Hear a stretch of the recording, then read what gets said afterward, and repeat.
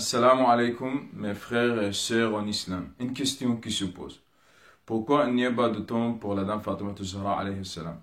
Pourquoi elle a recommandé à l'imam Ali de cacher sa tombe? Avant de répondre à la question, il vaut mieux, même en bref, de relater l'acte de l'enterrement. Quand la dame Fatima Zahra alayhi salam ressentit que la mort s'approcha, elle appela l'imam Ali pour lui recommander. Parmi ses recommandations au Abul Hassan, quand je serai morte, accomplissez sur moi le lavage mortier et ne m'ôtez pas mes vêtements car je suis purifié. Cachez ma tombe et enterrez-moi en pleine nuit et ne laissez pas ceux qui m'opprimaient à assister aux funérailles.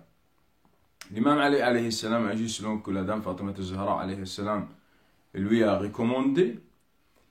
Et c'était avec ses compagnons les plus proches, Salman al-Farisi, Abu Dhar al-Ghifari, al-Maghdad, Ammar ibn Yasir, l'imam Hassan, l'imam Hussein, que le cortège funèbre passa.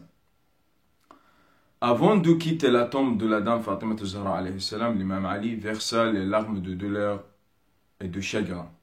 Et à la maison, quand il regroupa autour de lui l'imam Hassan, l'imam Hussein alayhi salam et la dame Zainab alayhi salam, ils ont pleuré toute la nuit. C'était une nuit de deuil et de chagrin.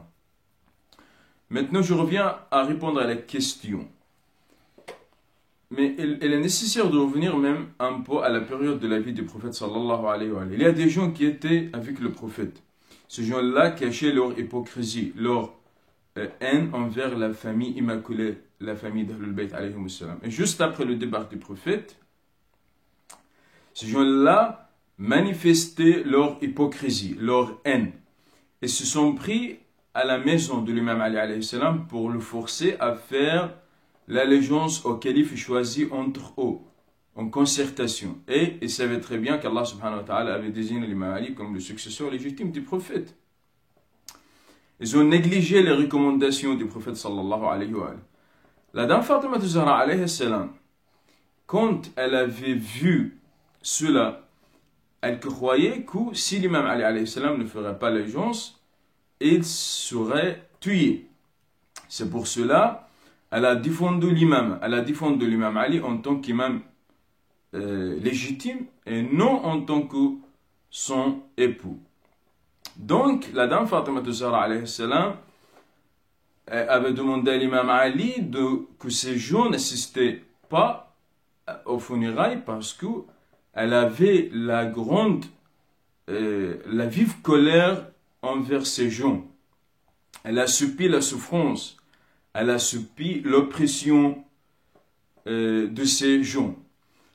La dame Fatima Zahra a voulu nous transmettre un message. La souffrance qu'elle a subie, la douleur qu'elle a subie par ces gens. Aussi la terre de Fadak. Nous savons très bien que la terre de Fadak appartient au prophète. Et le prophète sallallahu alayhi wa sallam a donné comme donation la terre de Fadak à sa fille. Ces gens-là se sont emparés de la terre en prétendant que les prophètes ne lèguent pas. Et nous avons beaucoup de versets coraniques qui indiquent que les prophètes lèguent.